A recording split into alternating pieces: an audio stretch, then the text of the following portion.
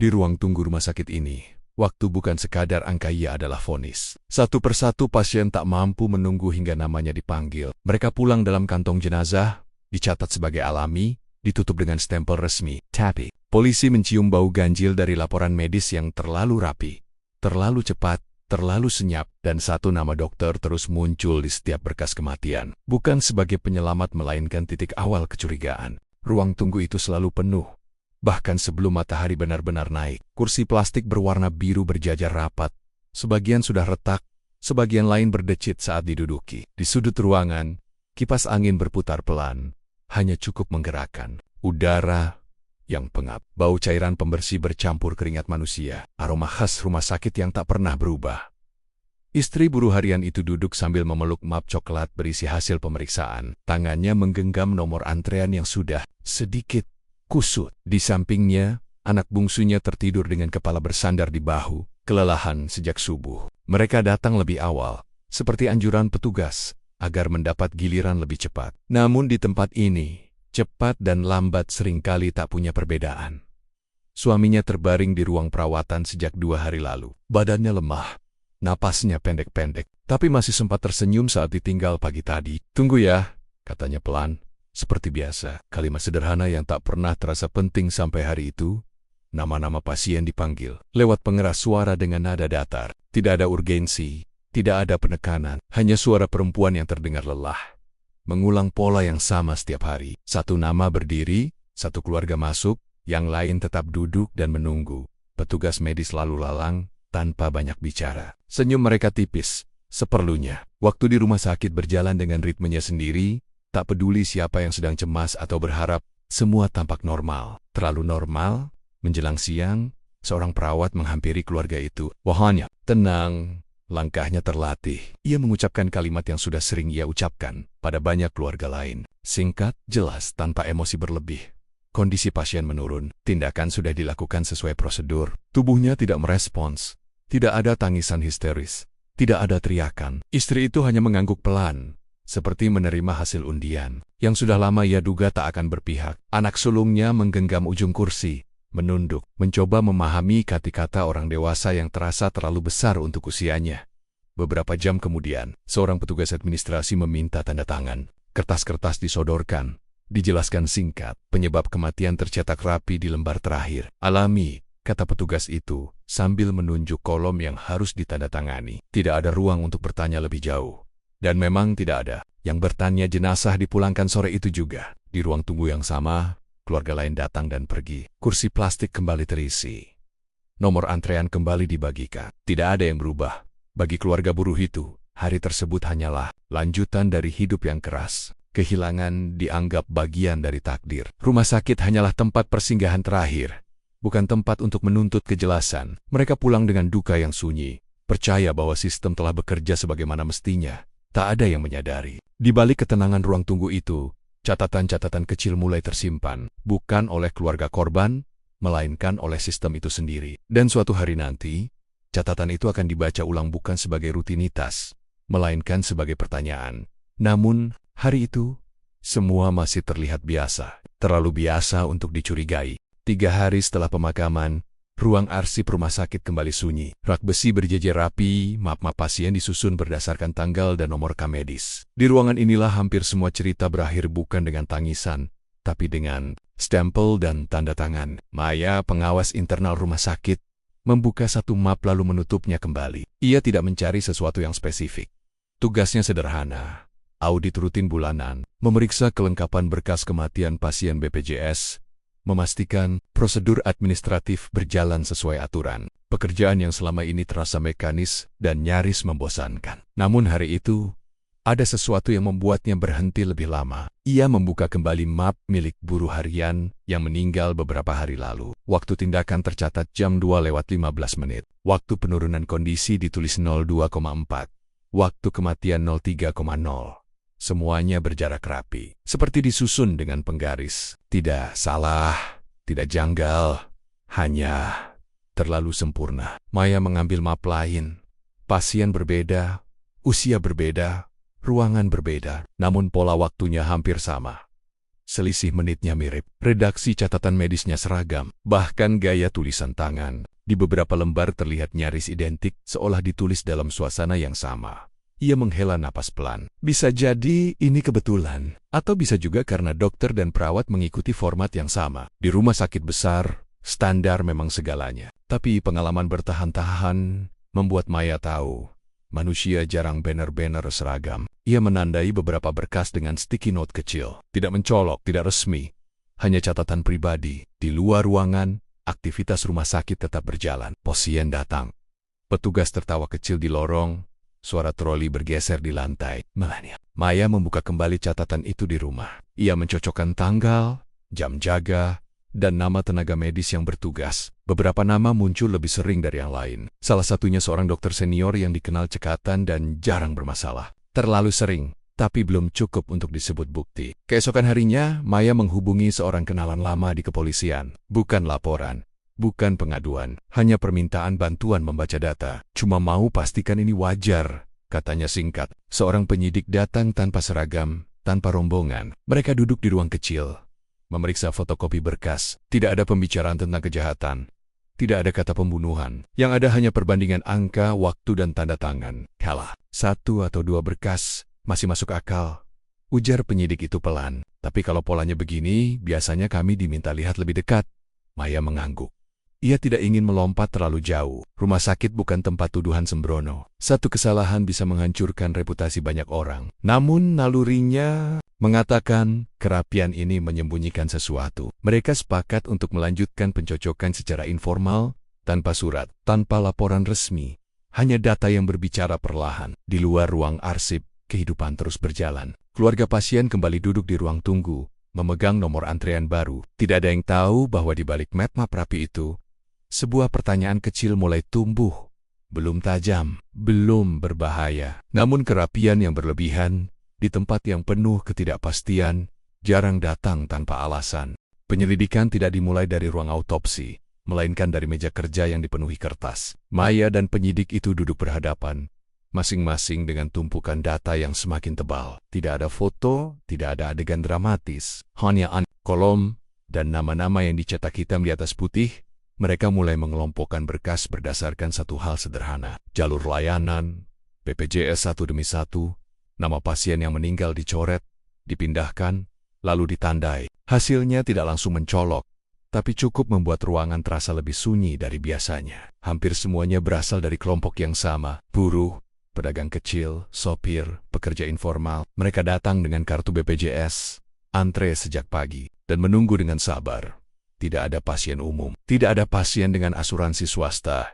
Ini bukan bukti, kata penyidik itu, seolah mengingatkan dirinya sendiri. Tapi ini pola. Pola itu semakin jelas ketika mereka memetakan ruang rawat. Beberapa bangsal tertentu mencatat angka kematian lebih tinggi. Bukan bangsal khusus, bukan ruang intensif modern, melainkan ruang perawatan standar tempot posyan. BPJS paling sering ditempatkan. Di sana, jam terasa lebih panjang. Penyidik mulai menyusun jadwal jaga. Siapa dokter yang bertugas malam, siapa yang bertugas pagi, siapa yang sering menggantikan shift orang lain. Dari situ, muncul benang-benang tipis yang saling terhubung. Nama yang sebelumnya hanya angka di berkas kini menjadi figur nyata dengan jadwal dan kebiasaan. Namun yang paling mencolok bukan nama tenaga medis, melainkan siapa yang tidak pernah tercatat. Pasien-pasien dengan status ekonomi lebih tinggi hampir selalu dipindahkan lebih cepat, dirujuk, dinaikkan kelas perawatan, atau dipulangkan dengan tindak lanjut. Sementara pasien BPJS cenderung menunggu tindakan, menunggu keputusan, menunggu kondisi membaik atau memburuk di ruang tunggu. Keluarga pasien tak mampu tetap duduk dengan cara yang sama. Mereka jarang bertanya, mereka percaya pada sistem, atau mungkin terlalu lelah untuk meragukannya. Setiap kali petugas memanggil nama, harapan muncul sebentar, lalu tenggelam kembali di antara kursi plastik dan bau antiseptik. Polisi mulai menyadari, jika memang ada sesuatu yang salah, ia bersembunyi di tempat yang paling aman. Di antara orang-orang yang tidak punya suara, pemetaan berlanjut. Mereka tidak menggeledah, tidak menginterogasi, hanya mengamati jam-jam rawan, ruang-ruang tertentu. Pergantian shift yang selalu diikuti laporan kematian dengan format serupa. Kalau ini disengaja, ujar penyidik itu pelan. Pelakunya tahu persis siapa yang tidak akan dipertanyakan. Kalimat itu menggantung lama. Maya menutup map terakhir. Sore itu dengan perasaan yang sulit dijelaskan. Ia tidak ingin menyebutnya kemarahan, karena semuanya masih berupa dugaan. Tapi ada rasa tidak adil yang menekan dadanya. Seolah-olah kematian telah diberi label nilai sejak awal.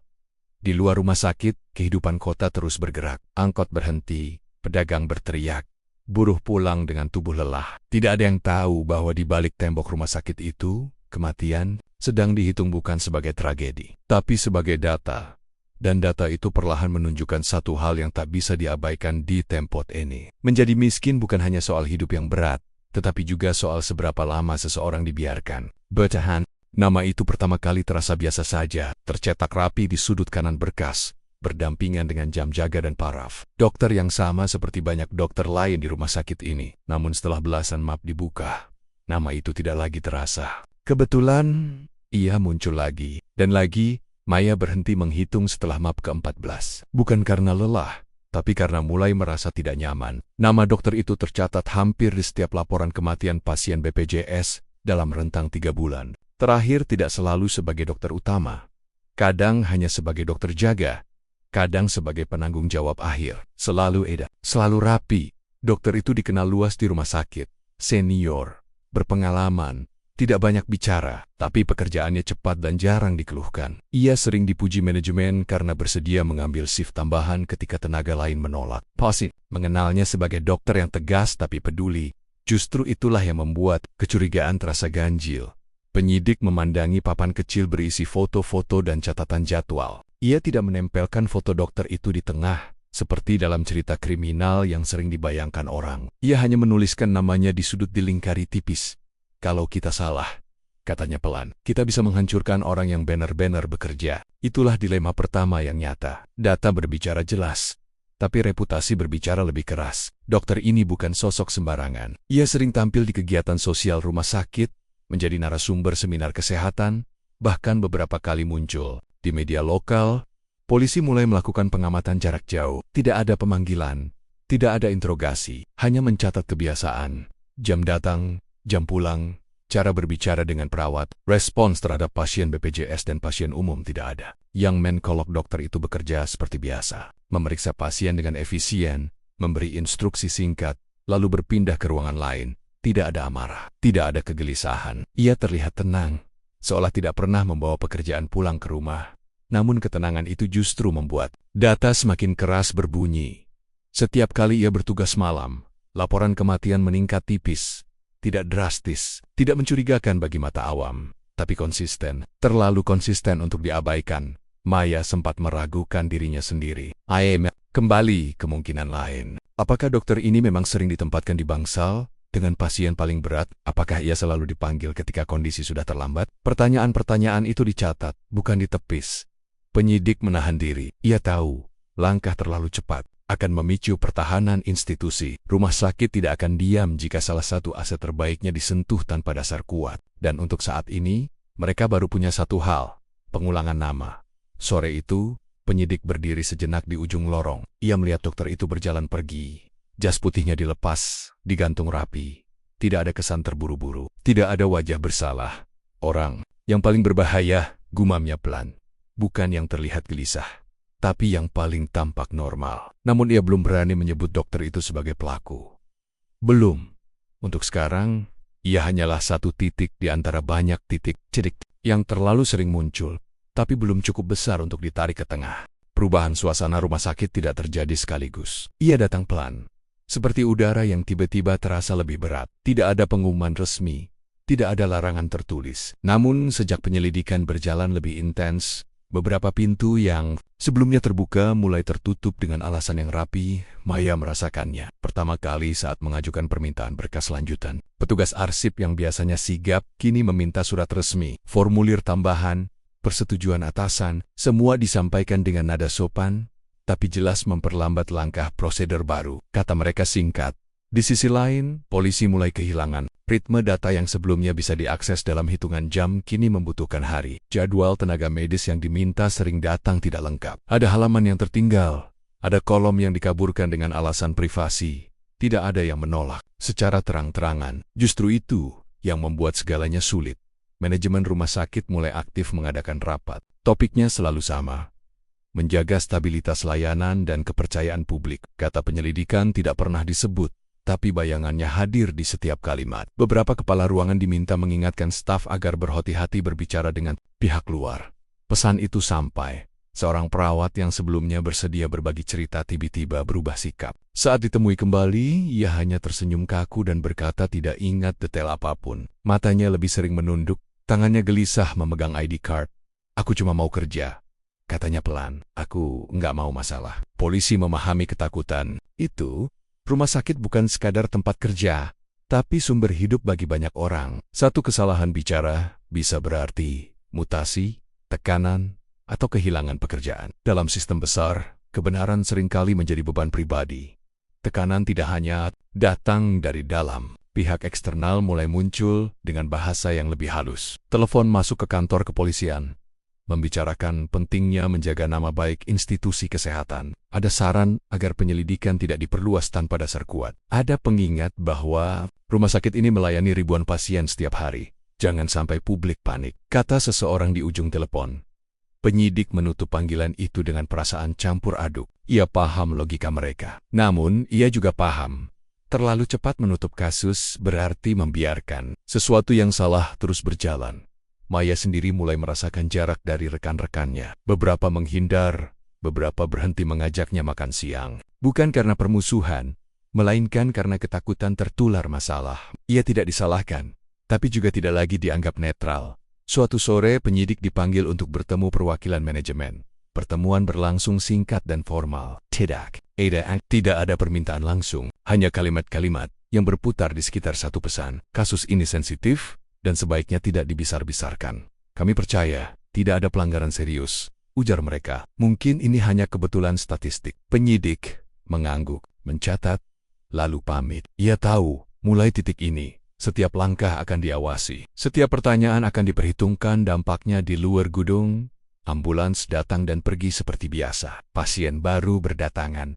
Ruang tunggu kembali penuh. Sistem tetap berjalan meski ada retakan kecil yang mulai terasa. Ia datang tanpa janji dan tanpa nama lengkap. Hanya mengenakan jaket biasa. Masker ditarik hingga menutupi setengah wajah. Penyidik hampir tidak mengenalinya sebagai tenaga medis. Ia tampak seperti siapa saja yang ingin cepat selesai dengan urusannya. Lalu pulang. Mereka duduk di sudut warung kopi kecil, jauh dari rumah sakit. Tempat yang tidak mencolok, tidak ramai dan tidak terlalu sepi. Ia memilih kursi yang menghadap pintu. Kebiasaan orang yang ingin tahu siapa saja yang masuk. "Aku nggak tahu apa ini penting," katanya pelan, nyaris berbisik. "Aku juga nggak mau disebut saksi Messi muda. Baru beberapa tahun bekerja, statusnya kontrak." Setiap bulan ia menghitung hari dengan cemas, berharap namanya diperpanjang. Rumah sakit adalah satu-satunya tempat ia bisa bertahan di kota ini. Ia tidak bicara tentang kematian, tidak menyebut nama dokter. Yang ia ceritakan hanya hal-hal kecil, tentang prosedur yang seharusnya panjang, tapi sering dipersingkat, tentang keputusan yang biasanya melalui rapat, tapi kadang diambil sendiri, cepat, tanpa banyak catatan. Katanya darurat, ucapnya. Tapi terlalu sering darurat. Penyidik tidak memotong. Ia tahu orang seperti ini mudah menutup diri jika ditekan. Ia hanya mendengarkan, mencatat di kepala, membiarkan kalimat-kalimat terputus itu mengalir. Tenaga medis itu mengaku sering merasa bersalah, tapi rasa bersalah kalah oleh rasa takut. Takut dianggap pembangkang, takut dicap tidak loyal, takut tidak dapat jadwal jaga. "Kalau aku tanya, jawabannya selalu sama," katanya. "Ikuti saja." Sudah ada yang tanggung jawab. Kalimat itu terdengar ringan, tapi dampaknya berat. Beberapa hari setelah pertemuan itu, sikapnya berubah. Pesan tidak lagi dibalas. Telepon tidak diangkat. Ketika penyidik mencoba mendekati lewat jalur resmi, ia sudah mengajukan cuti mendadak. Alasannya sakit. Maya mendengar kabar lain. Tenaga medis itu dipindahkan sementara ke unit berbeda. Bukan hukuman, bukan promosi. Hanya pergeseran kecil yang cukup untuk membuatnya sulit dijangkau. Penyidik mengerti pesan yang disampaikan tanpa kata-kata, berhenti. Ia mulai menyadari bahwa kasus ini tidak dijalankan oleh banyak tangan. Tidak ada rapat rahasia, tidak ada perintah tertulis. Yang ada hanyalah kebiasaan, dan kebiasaan itu dilindungi oleh diam. Setiap orang tahu sedikit, terlalu sedikit untuk berani bicara, tapi cukup untuk merasa tidak nyaman, dan ketidaknyamanan itu dipendam demi keamanan pribadi. Ini bukan soal pelaku, kata penyidik pada Maya suatu malam. Ini soal sistem yang membuat orang memilih selamat daripada benar. Maya terdiam. Ia teringat wajah-wajah di ruang tunggu. Keluarga yang tidak bertanya. Pasien yang menunggu tanpa pilihan. Semua bagian dari lingkaran yang sama. Saksi itu tidak pernah muncul lagi. Tidak memberikan pernyataan resmi. Tidak menandatangani APA PAN. Tapi apa yang ia tinggalkan cukup untuk mengubah arah penyelidikan. Polisi kini yakin, jika kejahatan ini terus berjalan, bukan karena semua orang jahat, melainkan karena terlalu banyak orang yang takut untuk berkata tidak, don ditempot. Seperti rumah sakit, ketakutan bisa sama mematikannya dengan keputusan yang salah. Kebenaran tidak muncul sebagai pengakuan, melainkan sebagai susunan data yang akhirnya tak bisa lagi disangkal. Penyidik menyusunnya perlahan, seperti menyatukan potongan puzzle yang selama ini sengaja dipisahkan. Dari jadwal jaga, laporan kematian, hingga pergeseran ruangan, semuanya membentuk satu garis lurus yang dingin. Pasien-pasien itu tidak dipilih secara acak. Mereka disaring, bukan dengan rapat, bukan dengan daftar resmi, melainkan dengan kebiasaan yang dianggap wajar. Pasien dengan kondisi berat dan latar ekonomi rendah sering diberi label tak tertulis, tidak prioritas. Kata itu tidak pernah tertulis di berkas, tapi terasa dalam keputusan kecil. Penundaan tindakan, pemeriksaan lanjutan yang menunggu kondisi, rujukan yang tidak pernah benar-benar diurus. Pembiaran, polisi mulai mengaitkan waktu-waktu krusial dengan pergerakan tertentu di luar rumah sakit. Ada jeda antara laporan kematian dan aktivitas komunikasi yang mencurigakan. Panggilan singkat, pesan yang cepat dihapus. Tidak langsung mengarah ke tindak pidana, tapi cukup untuk menunjukkan hubungan, bukan rumah sakit yang menjadi pusat kejahatan, melainkan simpul, tempat di mana keputusan awal diambil, lalu diteruskan keluar oleh pihak lain. Jaringan itu rapi, jarang berhubungan langsung, dan hampir selalu bersembunyi di balik kebutuhan medis yang sah. Penyidik akhirnya berani menyebutnya dengan satu istilah, seleksi siapa yang diupayakan bertahan, dan siapa yang dibiarkan menunggu terlalu lama. Kematian tidak terjadi karena tindakan kasar, melainkan karena keputusan untuk tidak bertindak. Dan dalam hukum, itu tetap pembunuhan. Maya membaca kembali semua berkas dengan sudut pandang baru. Yang dulu tampak netral kini terasa kejam. Kalimat kondisi menurun berulang tanpa penjelasan. Waktu tunggu yang tidak masuk akal. Simul secara administratif, tapi hancur secara moral. Nama dokter itu kembali muncul. Bukan sebagai algojo, melainkan sebagai pengambil keputusan. Ia tidak menciptakan sistem ini, tapi memanfaatkannya. Ia tahu celahnya. Ia tahu siapa yang tidak akan ditanyakan. Dan ia tahu bagaimana membuat semuanya terlihat seperti prosedur. Polisi menyadari, jika mereka menunggu pengakuan, kasus ini tidak akan pernah selesai. Yang mereka butuhkan adalah membuktikan bahwa pembiaran itu disengaja, berulang, dan menguntungkan pihak tertentu. Dan bukti itu akhirnya lengkap, bukan dari satu orang, tapi dari gabungan, catatan waktu, pola pasien, kesaksian, samar dan jejak komunikasi eksternal. Tidak ada adegan heroik, tidak ada penangkapan dramatis, hanya kesimpulan yang tak bisa lagi ditolak. Sore itu, penyidik berdiri lama di depan gedung rumah sakit. Di dalam, sistem masih berjalan, pasien masih menunggu, kursi plastik masih terisi. Ia tahu, membongkar satu skema tidak serta-merta menyelamatkan Semio, tapi setidaknya, kini jelas. Yang membunuh bukan satu tangan, melainkan sistem yang membiarkan kematian terjadi selama ia terlihat sah, dan sistem seperti itu, jika dibiarkan, akan terus menunggu korban berikutnya. Kabar itu tidak meledak seperti bom. Ia menyebar pelan, melalui potongan berita, unggahan singkat, dan percakapan lirih di ruang tunggu rumah sakit. Awalnya hanya disebut sebagai dugaan pelanggaran prosedur, lalu kata penyelidikan muncul, hingga akhirnya publik mulai memahami bahwa yang dipersoalkan bukan satu kesalahan, melainkan cara sebuah sistem bekerja terlalu lama tanpa pengawasan. Manajemen rumah sakit menggelar konferensi pers, wajah-wajah serius duduk di balik Maya. Kalimat yang diulang selalu sama, menghormati proses hukum, menjunjung transparansi, dan memastikan layanan tetap berjalan. Tidak ada pengakuan, tidak ada penolakan keras, semua disampaikan dalam bahasa aman. Di balik itu, perubahan terjadi cepat. Beberapa pejabat internal dinonaktifkan sementara. Akses data dibuka kembali. Kali ini dengan pengawasan ketat. Polisi bergerak lebih terbuka, membawa penyelidikan ke tahap resmi. Tidak ada lagi pertemuan sembunyi-sembunyi, tidak ada lagi pencocokan informal. Dokter yang namanya berulang akhirnya dipanggil sebagai pihak yang dimintai keterangan. Ia datang dengan jas rapi, wajah tenang, dan pengacara di sampingnya. Di hadapan hukum, ia tidak lagi berdiri sebagai figur teladan, melainkan sebagai bagian dari rangkaian keputusan yang kini dipertanyakan satu persatu. Proses hukum berjalan lambat, seperti semua proses besar lainnya. Tapi kali ini, arah sudah jelas, bukan untuk mencari kambing hitam, melainkan untuk membuktikan bahwa pembiaran yang disengaja adalah bentuk kejahatan bagi keluarga korban. Kejelasan datang dengan rasa pahit. Mereka akhirnya tahu bahwa kematian itu bukan semata takdir. Ada keputusan-keputusan yang bisa saja berbeda. Ada waktu yang seharusnya tidak dibiarkan habis. Namun pengetahuan itu tidak mengembalikan siapapun. Istri buruh harian itu duduk di rumahnya yang sempit. Memandangi foto lama, ia tidak menuntut balas. Ia hanya ingin satu hal, agar orang lain tidak mengalami hal yang sama. Baginya, keadilan bukan tentang hukuman berat, tetapi tentang pengakuan bahwa nyawa suaminya berharga. Di rumah sakit, ruang tunggu tetap penuh. Kursi plastik masih berderet.